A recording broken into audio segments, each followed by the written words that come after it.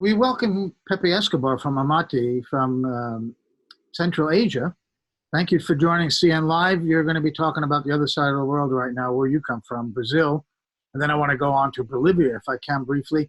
Now, President Lula, who you interviewed a couple of months ago, was released from prison. Can you give quickly a background about what happened there? Why did the Supreme Court decide in his favor to release him? Well, first of all, hi Joe, hi Elizabeth, hi everybody.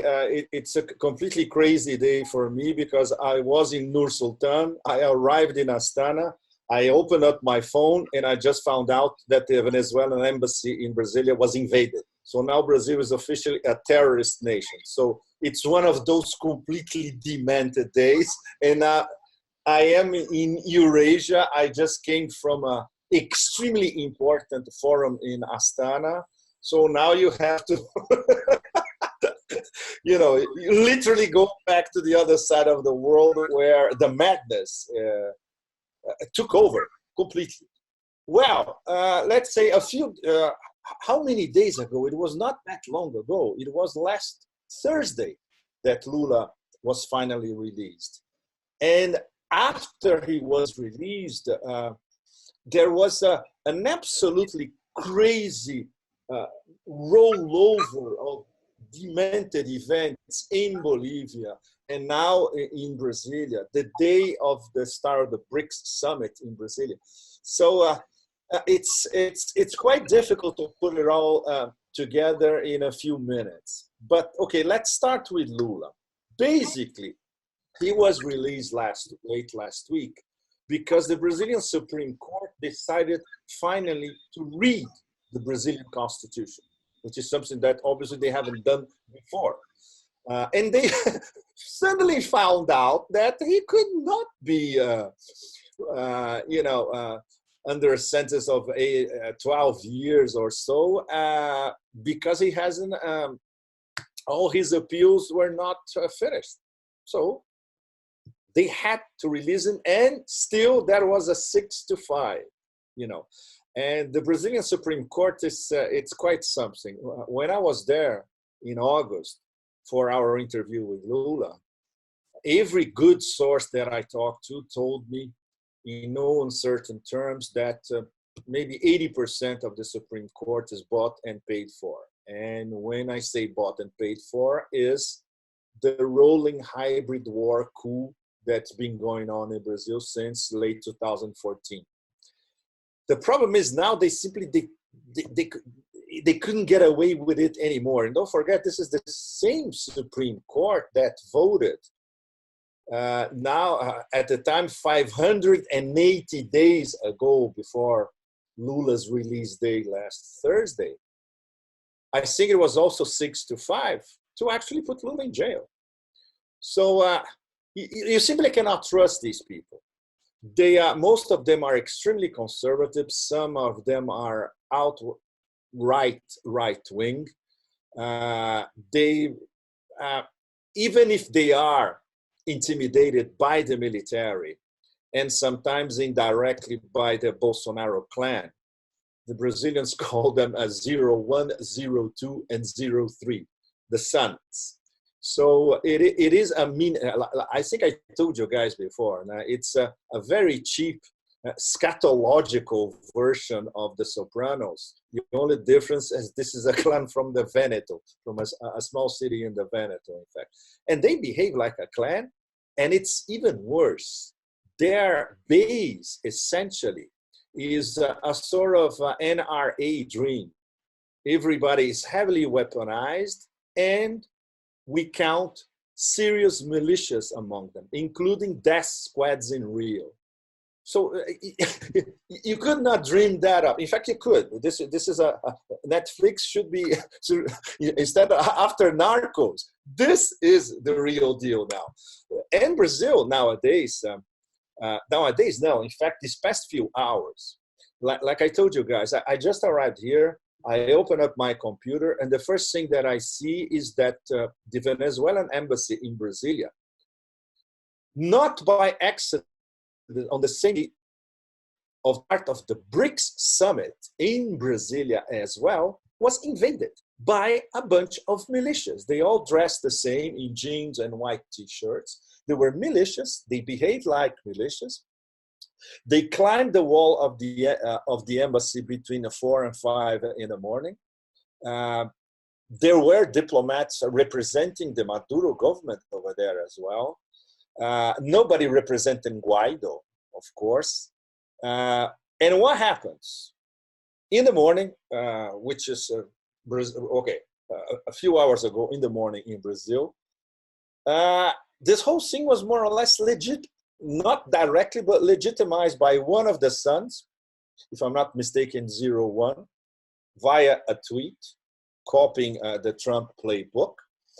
And Bolsonaro, in another tweet, he said, more or less under these terms, I don't understand the situation because after all, there's a new president over there, Guaido. So they should be representing Guaido. So there's no invasion of anything.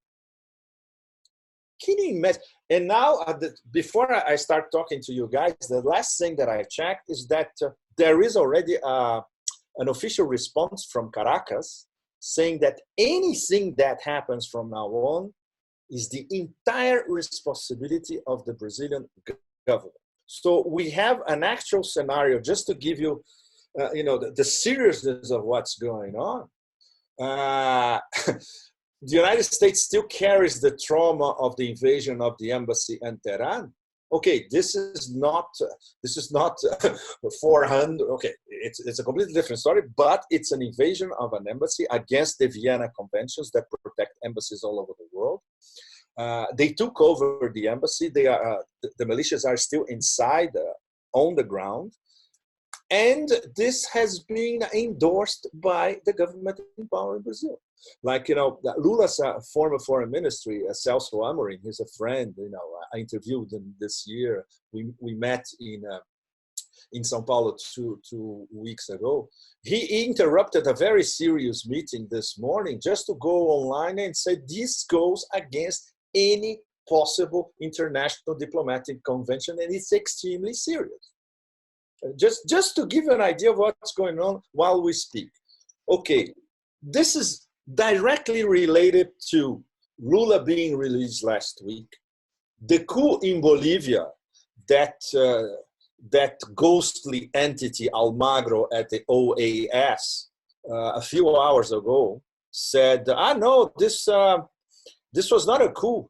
This was a self-coup by Evo. So Evo decided to exterminate himself, hop on a plane, and seek asylum in Mexico, just like that, Everybody in diplomatic circles, and then not only Mexico, but people linked to Fernandez in Argentina, the opposition in Brazil, some Europeans, everybody know that this was an old school 1960 style coup. But, of course, with a color revolution playbook. It was a sort of mini Maidan in Ukraine, but applied in La Paz this time. The same thing. Elections, I know. These elections are null and void because there was extreme corruption. He didn't get the majority of the votes. In fact, he did. And even with the recount, he still won the election. And he still won by over 10%. But the OAS, from the beginning, they started the narrative. And once you start, the narrative is a tsunami of fake news and misinformation. And obviously, all the people who were supposed to go to the streets and start persecuting indigenous citizens or humiliating MAS politicians like they did to one representative was a horrible. I don't know if this was in American mainstream media. Certainly not. They painted her in red. They cut her hair and they exposed her in a public square. She was humiliated in public. This is beyond any measure you can imagine, So, and obviously Evo, because he's very much afraid of a conflagration between the army and the police against especially the majority of indigenous populations, that's why he decided to leave. And Gaddafi style, he was already, there was a wanted sign on Evo. The figure that we have at the moment was at least $50,000. The wanted reward for Evo. So obviously he had to take refuge. He took refuge in a school, in fact, and and some of Evo's people were negotiating with the IMLO in Mexico City. The Mexicans right away, they said, no problem, your life is in danger. We can offer you a political asylum right away. And then there was a very complex negotiation. The plane took off not from La Paz, from southern Bolivia, overflying. Extremely complicated. The Brazilians, they could not do anything about it because Fernandez, in fact, negotiated with Peru, overflying Peru. He negotiated with Ecuador as well, and they could not say no. And the Mexicans as well officially, okay, look, this is our plane. You cannot prevent our plane from whatever is inside is our territory, overflying your territory. So in the end, that was also a very complex negotiation. So finally, Evo arrived with Garcia Linera as well, very important. And meanwhile, what was happening in La Paz? We have a Barbie Guaido. We have a Bolivian version of Guaido. She's a senator, extremely conservative, mega right-wing. One of her nephews, in fact, is a narco leader. Fine, isn't it? And she's self-proclaimed. She just said, okay. She went to Parliament. The Parliament was not even. There was less than 1/5 of Parliament was there at the day, so they didn't have the 2/3 quorum that is essential for anything. And she proclaimed herself a president of Bolivia. And guess who was the first to recognize their government? The Brazilians, the Bolsonaro and the clan, right? And of course, Trump, maybe in the next few hours, can always say, me too. So this is a very short version of something that we will need hours to get into the connection. Let me ask you, and how does it link? Yeah, go ahead, Joe, please. Yeah, well, first of all, I was going to ask you about that woman, Jeanette Anith, her name is, who proclaimed herself president.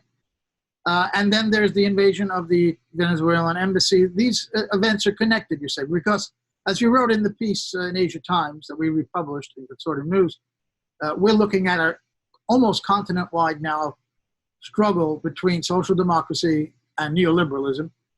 Yes. Neoliberal economic policy, which is revamped laissez-faire, where government gets out and it's all free market, which of course was, the test case was Chile under Pinochet, where the Chicago boys first went. And we see now, after 30 years of this, people are fed up. You wrote that that was a failed policy, neoliberalism, but actually it's successful. It's a failed policy for nations, but it's a successful policy for those few elite that it serves. So you also wrote that the end form of neoliberalism in Brazil is neo-fascism. So are we looking at this everywhere neoliberalism has been instituted, including in the United States and in Europe? Is that the ultimate end? If there's resistance to it, if there's no resistance, it continues, and they continue to enjoy and rob everything from the population and enjoy the fruits of neoliberalism. But if it's resisted, is the only way they can respond to it this type of neo-fascism, as you call it? Well, the problem concerning a unified organized resistance is that the left everywhere is totally fragmented. Like, the favorite sport of the Brazilian left, for instance, is internal bickering.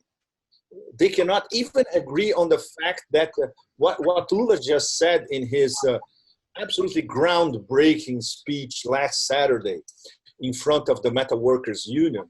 That was his first, it was not a speech to the nation, but it was Lula for the first time, free, with 45 minutes to say everything that was here for 580 days. So you can imagine he was incandescent. And it was extremely impressive because it was not a political scientist or a man not talking. He was a man talking with his guts, but obviously with all that baggage of being one of the top statesmen of the 21st century. And he identified all the enemies, and the list of enemies is wow.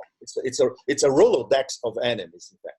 And for the first time, not only in 580 days, absolutely, but especially the first time since Bolsonaro came to power, Lula described his government outright as a militia government.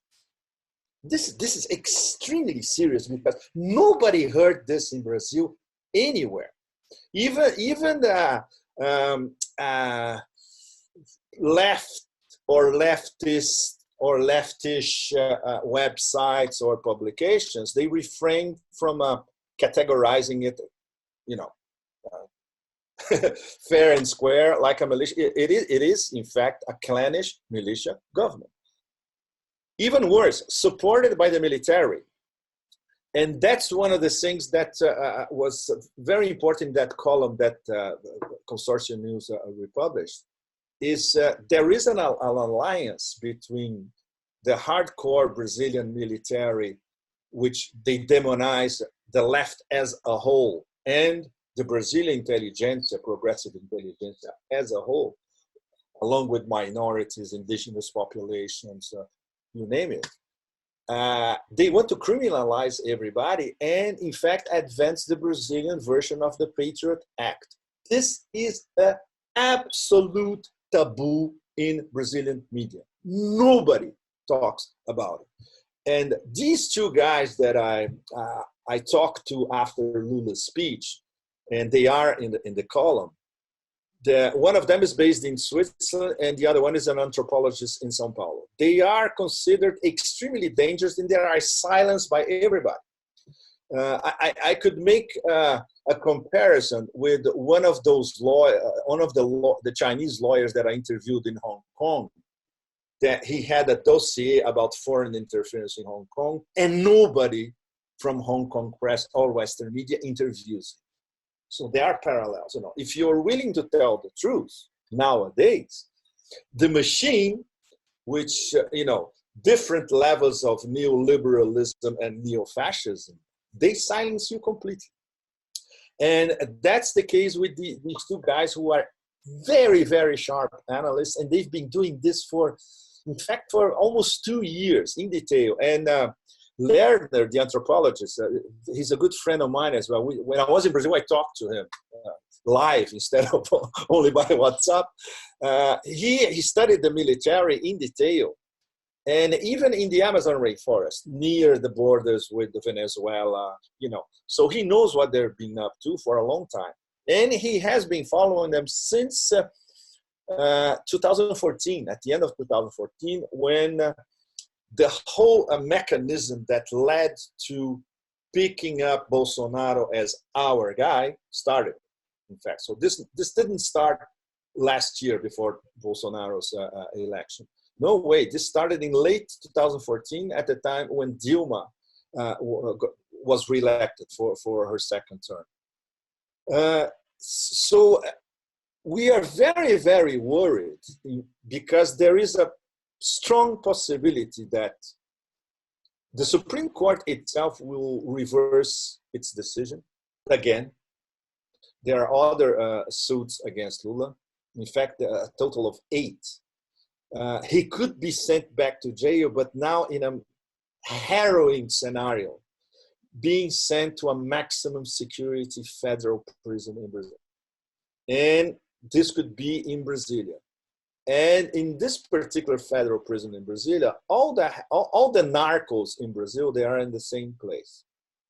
So, the master plan, let's put it this way, of the most exalted faction of the Brazilian military is to make this direct connection between the Workers' Party and the narcos. And then they can criminalize the whole spectrum and finally pass the Patriot Act. It is crazy. If the way I'm telling it, everybody's going to say, no, this is a conspiracy theory. I'm sorry to say it is not.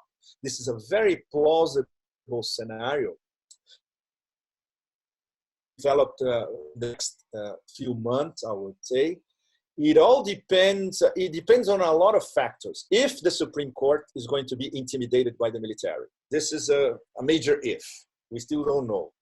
We are very pessimistic. But the other thing is how Lula is going to. In fact, Lula called for a social revolution in that speech. So will he have masses of people everywhere around Brazil when he starts a new caravan? He promised to start a new caravan going everywhere in Brazil, especially in the Northeast where he's extremely popular. So if we have people in the streets Chile style, then things can, change considerably. But on the same level, this could be the pretext that the military are waiting for. Oh, okay, we have a Chile in Brazil. Excellent. Well, let's criminalize everybody. You are all communists and we need a Patriot Act. So, so the stakes are extremely high. And coming back to the invasion of the Venezuelan embassy, the timing was quite something. Can you imagine? A few hours before the beginning of the 9th BRICS summit in Brasilia, the same city, Venezuela, everybody knows that Venezuela is supported by Russia and China. So you can read this, of course, it's much more nuanced than that. But you can read it as a Trump slap in the face of both Russia and China in the American courtyard, in fact. It can be read like this. I'm sure it's much more complicated than that. But this, we cannot simply forget about this element, right? The timing tells us everything. And the timing is nothing was happening in Venezuela, so they had to reactivate the demonization of Maduro mechanism, which was dormant for at least a month, between a month and 2 months. They got the Bolivia plan, which was already organized for quite a while, in fact, the mini-Maidan scenario in La Paz. So it was a victory of Evo and Garcia Linera out of the picture, at least for the moment. And they reactivate the Venezuelan scenario. And at the same time, they send a direct message to both Putin and Xi the day they land in Brasilia. Look, this is my backyard. Here, you won't get anything, So, this is the extremely short version, though. I wish I was more awake than I am now. I just wanted to ask, though, you mentioned Trump, and I wanted to ask you, and I hate to ask you to state the obvious a little bit, but can you give us any opinion on, can you describe for the audience the direct or indirect, role of the U.S. in all of these events you've just been discussing, especially the, takeover of this Venezuelan embassy? Well, in Brazil, we all know that everything that directly relates Brazil with American interests is 110% supported by the Bolsonaro clan. Obviously, we don't have a smoking gun that this was an initiative that came via a phone call or a telegram from the State Department, for instance. Obviously not. Right, of course. What we do know is that we can easily see this as a sort of gift by the Bolsonaro clan to Trump on a very sensitive day. In fact, the same day where you have the two existential threats to the United States, according to the US national security strategy, and you know this better than I do, Russia and China arrive in Brazilian soil. So, so the timing is so obvious, come on. They don't even try to disguise it anymore. And considering that the clan is very crude, the IQ over there is wow. So, and of course, they never did anything subtle in their lives. All of them, including now that there's another scandal in Brazil that now it's been rolling for weeks. It's the famous phone call by the doorman of the condo where Bolsonaro lives in Rio, the day where they killed Marielle Franco, which is an international case, especially the repercussions, especially in Europe, is enormous. now we have some extra elements proving that Bolsonaro, he said that, no, I was in Brasilia the whole day. No. People were finding tweets from other Bolsonaristas of the day saying now that he had a problem. He had to go back earlier to Rio. So he was, in fact, at his condo when these two guys showed up, and then when they left, and after a few minutes later, Marielle was killed. So this thing is, and obviously, nobody is going to investigate this fully because this is in the hands of Moro, Ministry of Justice. He more or less told the federal police, okay, do something, but really don't investigate it. So you know, you have a tsunami of concentric pieces, you know. They fit into the larger scenario of a corrupt militia government supported by ultra right-wing military, and they're just waiting for an excuse to, you know, turn this into, I wouldn't even say a soft dictatorship, but a dictatorship tout court, a really 21st century hardcore dictatorship. First of all, because the major decisions are not taken by Bolsonaro. The guy who runs foreign policy and in fact everything that would lead to the Patriot Act is a guy called General Heleno. General Heleno would be our CENTCOM, a mix of our CENTCOM chief and the chief of the National Security Council. He is the head of the Brazilian version of the National Security Council, the GSI. So everything that Bolsonaro does, he has to ask permission to Heleno. And there's don't forget that the military hierarchy thing. Bolsonaro was a lowly sergeant. He was promoted to captain after he was expelled from the army. Can you imagine a 4-star general answering to a guy like this? They have less than zero respect to Bolsonaro. They said, no, this guy, he can be our guy because he's good with social media, he's very popular, he knows how to talk to the masses, blah, blah, blah, and we don't. But now it's not only, you can see that now Bolsonaro became an embarrassment, not only for the military, but now he is an embarrassment for Brazil. Brazil now is being equated as not even a banana republic anymore. And with what happened with Venezuela embassy, a terrorist state. So now it's totally out of control. So this could also be, but there's a possibility, this is a scenario that we've been trying to explore these past few days as well. Are they willing to let this thing go completely off the rails so then the military can step in, as a sort of voice of reason, and then they will be government directly via Mourão, 4-star general, vice president, and then Patriot Act, you name it. You know, that's also possible. But when you have literally in the same week, we between Lula being released, his speech 2 days later, which is basically a call for a social revolution in Brazil. He identifies the government in Brasilia as a bunch of militias. And the coup in Bolivia, everything was very fast, unlike Maidan, it took a while. Man. And the invasion of the Venezuelan embassy the day of the BRICS started.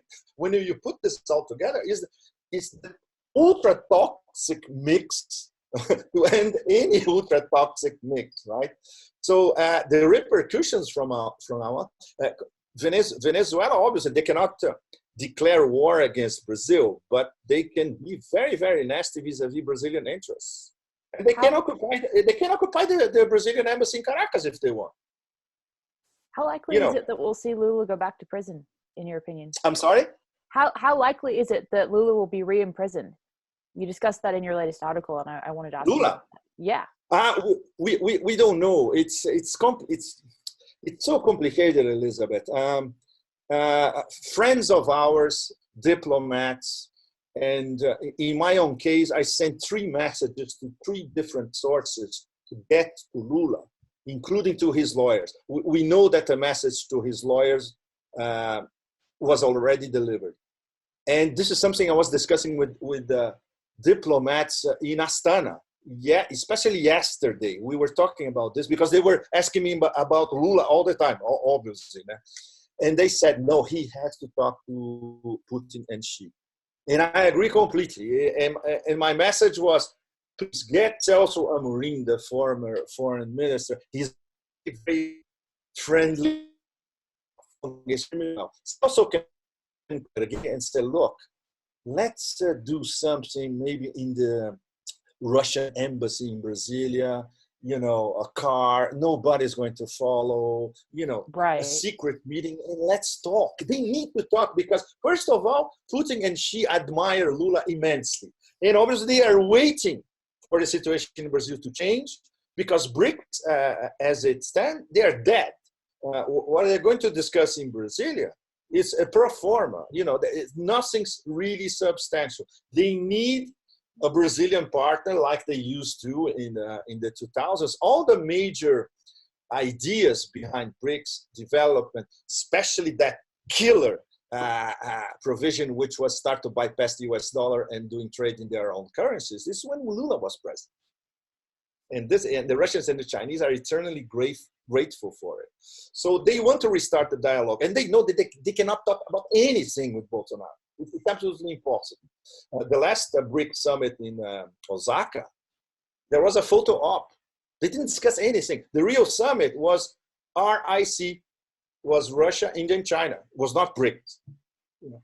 So this one in Brazil is going to be a mere photo op. You know, so the way to salvage the situation, or at least for Lula to, you know, impress to the Russians and the Chinese the gravity of the situation at the moment, would be a face-to-face meeting or even a phone call.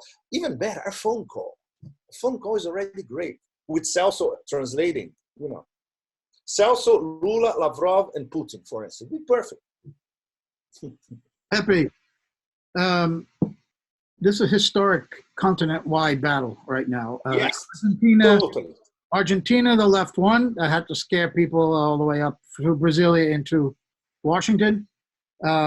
Maduro still enduring in Venezuela. Exactly. They've wanted Evo Morales out for the longest time. Yes. They got their opportunity here. It looks like some fiddling with the OAS, with their electoral system that they recognize for have two different counts. And anyway, they got him pushed out. But a thread through this is Christianity, a special kind of fundamentalist American-style Christianity that started maybe 20, 30 years ago to infiltrate South America and suddenly became somehow in mostly Catholic countries very popular for some reason. Absolutely. There's one little story in Chile you might have seen where there are massive demonstrations now that are also frightening people that that this Christian fundamentalist American who went to live there 10, 20 years ago got out of his car. He started along the coast, just north of Valparaiso, and started shooting at the crowd and actually injured someone. He's an absolute lunatic. And then we see in Bolivia, and we're going to have Ben Norton on later in the show to talk about an excellent article he wrote with Max Blumenthal that we also republished from the grades. Oh, yeah, I saw it side by side with mine. I saw it. Great, yeah. This guy, Luis Fernando Camacho, this Christian fascist. So talk a little, and also in Brazil, Bible is part of the 3 Bs, right? Wow, and in Brazil, they're going to overtake Roman Catholicism. They're going to be the number one religious force in Brazil. Wow, at least they're not as powerful in Argentina.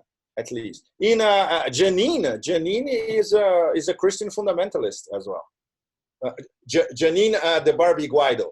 The new self-proclaimed president of Bolivia. Right? Exactly. Yeah, she was holding a big Bible out there when she left.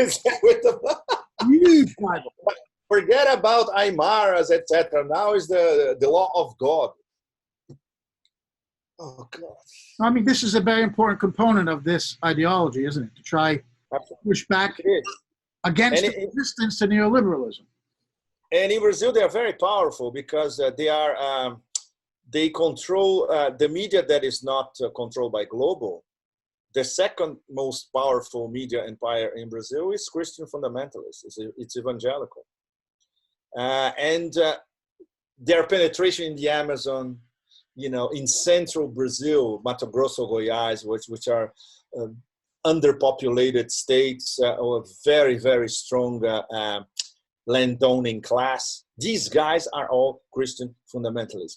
Those guys who started those fires in the Amazon in August, in that famous Day of Fire celebration, all of them Christian fundamentalists and Bolsonarists, all of them, and they are so brazen. They actually, they announce it on social media that they are doing these things, or they are persecuting indigenous minorities, LGBT, etc. It's brazen now.